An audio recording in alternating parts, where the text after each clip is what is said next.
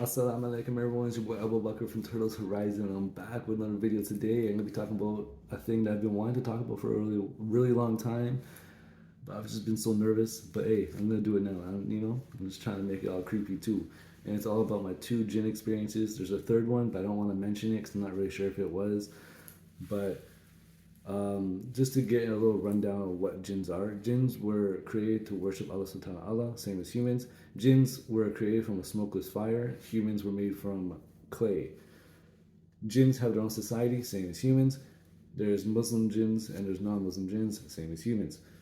Jinns, if you look into demonology, they are a level lower than demons. They can shapeshift into animals, humans. They can even kidnap you sometimes. That's been a thing too. They can possess you, but only on certain grounds. Because they won't just possess you randomly. They'll possess you if they have a reason to. They don't want to possess anyone. Anyways, jinns are nothing to be played with at all. Jinns can be summoned through tarot cards or Ouija boards and stuff like that. They're found in abandoned places, dark places, dirty places like the washroom. That's why you say certain du'as to go into the washroom. You step with your left foot and you leave the washroom with your right foot. For my story, damn, I'm getting chills just thinking about it because it haunts me to this day. Like, both stories haunt me. The first one especially. So the first one, I just moved into my apartment. I was sleeping on my couch. I think this was 2 months into my conversion, and jinns predominantly like to come when you're half asleep. That's when they usually attack. When you're like dozing off, I guess. So what happened was I was sleeping on my couch and I heard, creaking. I was like, okay, it's probably just the apartment. So I dozed off, and then all I heard was a woman's voice in my ear say "Jinn," and then all I heard was creak, creak, creak, and then something pressed on my chest. And at that time, I didn't know what to say, so I said Bismillah. It stopped. And you know how in horror movies where everything just goes quiet before something attacks? It was like that. There was no sound.